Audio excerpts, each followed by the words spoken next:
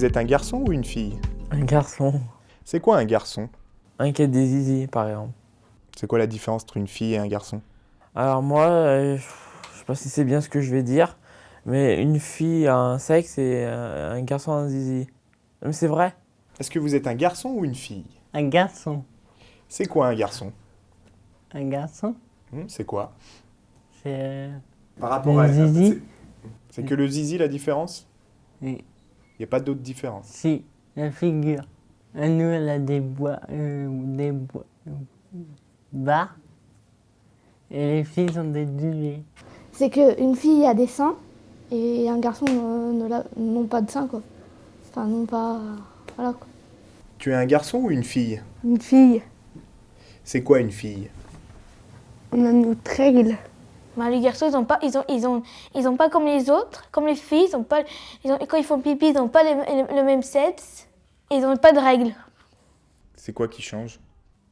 C'est qu'en fait, moi j'ai des spermatozoïdes, mais moi j'ai XY.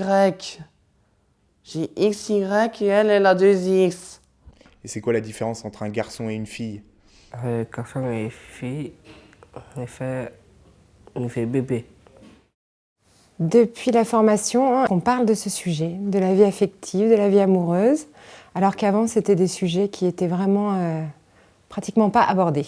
C'était pas du tout travaillé, non. Il y avait que quand il y avait des soucis, parce qu'on a des jeunes qui sont quand même, comme tous les jeunes, un peu animés par ça au moment de la puberté. Bon, on a eu, quand il y avait des bisous dans les coins, là, bon, on arrivait à l'aborder, mais sinon, c'était pas travaillé avec les enfants. Nous-mêmes, professionnels, on était un peu mal à l'aise de savoir jusqu'où on pouvait aller dans ce sujet-là. Et en fait, on s'aperçoit qu'on peut parler de tout. Voilà, ce n'est plus un sujet tabou et on peut être très aidant pour eux de clarifier du coup leurs pensées et leurs émotions et leurs sentiments. Déjà, on a mis en place des groupes de parole, alors qu'on appelle de parole et qui portent mal leur nom, parce que certains enfants ne parlent pas mais participent tout à fait, sur à peu près toutes les populations, avec des gens complètement différents. Donc moi, je suis l'infirmière et c'est vrai que c'est moi un peu qui chapeaute tout ça, mais tout le monde peut participer à ces groupes, tous les gens intéressés, et que ce soit l'instituteur, le psychologue, l'éducateur, l'AMP... Enfin voilà, tout le monde peut participer et ça, c'est depuis qu'on a fait les formations avec Sheila Warenburg. C'est des supports qu'on utilise avec les plus grands de l'IME qui leur appartient. Ça fait 2 ans qu'on les fait, où c'est eux qui doivent, ils doivent repérer s'ils sont un garçon ou une fille, selon les noms et les âges de leurs copains. Et c'est des classeurs qui peuvent ramener en famille. Est-ce que ton corps a changé? Ah oui, je suis adulte maintenant. Qu'est-ce que tu as vu comme changement? Comme on a expliqué avec Marilyn, quand le bébé il est petit, quand on devient adulte, nos cheveux ils poussent, notre barbe elle pousse comme les cheveux, comme la moustache. Ça pousse partout. Et donc vous grandissez dans votre tête, mais est-ce que votre corps y change également? Non, parce qu'il y a beaucoup de jeunes de mon âge, à 18 ans, ils ont des tablettes et pas moi. C'est quoi grandir? On va plus violer. Grandir, ça fait un peu partie de la vie, quoi. Et comment on grandit alors? Déjà, nous, les femmes, on a un bébé dans le ventre, déjà. Après, les hommes, je sais pas, mais les femmes, ils ont moins de bébés. Après, je sais pas trop, en fait. Sur ton corps, est-ce qu'il y a des choses qui ont changé? Oui, j'ai des poils maintenant. C'est quoi grandir? C'est changer de taille, faire amour et faire des enfants. Ça dépend beaucoup des âges et je dirais plus que des âges aussi, ça dépend aussi du niveau où en est l'enfant. On va dire en règle générale pour les petits, on travaille surtout sur les sens, les sensations, les émotions, la découverte de son corps. Après, on arrive à travailler avec les enfants prépubères sur les changements qui vont leur arriver dans leur corps, la modification hormonale, tout ce que ça peut entraîner, l'apparition des poils, qu'est-ce que c'est? C'est quelque chose de tout à fait normal, parce que ça les inquiète beaucoup. Et Après, chez les jeunes adultes, on arrive plus sur le changement, la vie adulte, être autonome. Qu'est-ce que ça change? Même si en 18 ans, on est majeur. Quels sont les changements pour eux? La poitrine. Ouais, on voit la poitrine. Il y a là, tu vois le ventre, les Le fesses. ventre, les fesses. Est-ce que c'est les fesses, ça? Les pieds. Ça, c'est les fesses, Nicole? Ça s'appelle ovule, l'ovule. Je faisais partie des personnes qui avaient quelques inquiétudes. Je ciblais ça comme les cours qu'on avait collège-lycée d'éducation sexuelle et j'ai vite vu que c'était pas du tout ça. Donc j'ai été très vite rassurée. J'anime des groupes de parole que j'animais déjà auparavant, sans formation. Et après la formation, ce qui était très intéressant, c'est qu'on a changé la manière de faire. C'est quoi être amoureux? Être amoureux, c'est de se faire un bisou sur la bouche. On fait des câlins, non? Avec qui vous parlez d'amour? Est-ce que vous en parlez avec les éducateurs, la Pas psychologue? tout le temps. Qu'est-ce que vous leur dites alors? C'est compliqué là, pour moi, l'amour. Pourquoi c'est compliqué?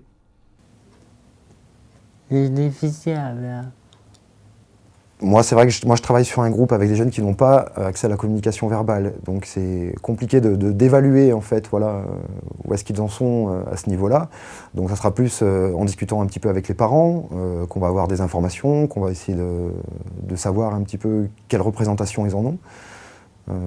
Mais ça reste encore voilà, une notion difficile à travailler, en tout cas toujours encore un petit peu tabou, je pense, chez nous en France. Et est-ce que vous en parlez de l'amour avec les professionnels de temps en temps? Ah, jamais, mais la fois on en avait parlé, mais sinon jamais. J'y pense beaucoup à la sexualité, mais j'en parle jamais. Pourquoi vous en parlez jamais? Sauf que il y a les autres et ça leur gêne, et j'ose pas parler, ou préfère parler avec un adulte tout seul avec moi. Il y a des fois, je pose des questions à ma mère, dont ma mère, elle me répond, mais dont elle n'est pas capable de me répondre. Qu'est-ce que tu lui poses comme question? Je lui dis, est-ce qu'on peut avoir des bébés dans le ventre quand on est petite fille? Elle me dit non. Donc ça j'ai compris. Je lui dis, ah oui, parce qu'elle m'a posé une question par rapport à la pilule. Donc voilà. Donc je lui ai posé la même question qu'elle m'a posée elle, qu'elle m'a dit toi je vais te faire prendre la pilule hein. Et maintenant je sais ce que c'est la pilule hein. C'est comment quand on est amoureux? C'est marié. Amoureux, mariage. Pourquoi tu voudrais te marier? Parce que quand je vois des écrus à la télévision, ça me donne envie de faire pareil. Les fleurs, comme les grands-parents, comme la famille. Quand le bébé il est baptisé avec Jésus, il est baptisé avec l'eau. Un cas concret, on a fait la réunion de famille là, il y a une semaine. Et moi, j'ai deux mamans qui sont venues me voir à la fin, enfin, au moment de l'apéritif où on discutait en disant bon, Marilyn, moi j'ai un souci avec mon fils, moi j'ai un souci avec ma fille, comment on peut les aider? Et voilà, c'est très très clair. Ils sont venus me voir moi, mais ils viennent voir aussi d'autres collègues. Et ça se fait de façon très naturelle. La maman m'a parlé de masturbation, des sujets et des mots qui sont quand même des fois compliqués à aborder. Et là, ça l'est plus du tout. Alors, je dis pas que c'est général à toutes les familles, mais quand même, ça a libéré énormément la parole. Et des difficultés qui étaient posées au niveau des familles, maintenant, peuvent être abordées ici. Donc, on peut essayer de les aider sur ces domaines-là. On communique beaucoup avec lui, quoi. Mais c'est pas évident. Il comprend pas l'amitié. L'amour, que veut dire l'amour, que veut dire l'amitié, pourquoi on serre la main à un garçon et on embrasse une fille, beaucoup de choses comme ça, quoi. Pourquoi l'amitié, on s'embrasse sur les joues et l'amour, on s'embrasse sur la bouche. Voilà. Pourquoi on a fait de différence entre un garçon et une fille? On a des familles qui, non, on n'en parle pas, c'est tabou, c'est encore un enfant, oui, même s'il a 20 ans, c'est toujours un enfant, donc on n'en parle pas. Ils sont asexués, quoi, plus ou moins. Et on a des familles, par contre, qui sont plutôt dans la demande, qui sont un peu en difficulté par rapport à tous ces changements corporels, la masturbation, comment on peut s'y prendre, comment on peut aider, et où là, on peut arriver un petit peu à travailler ensemble.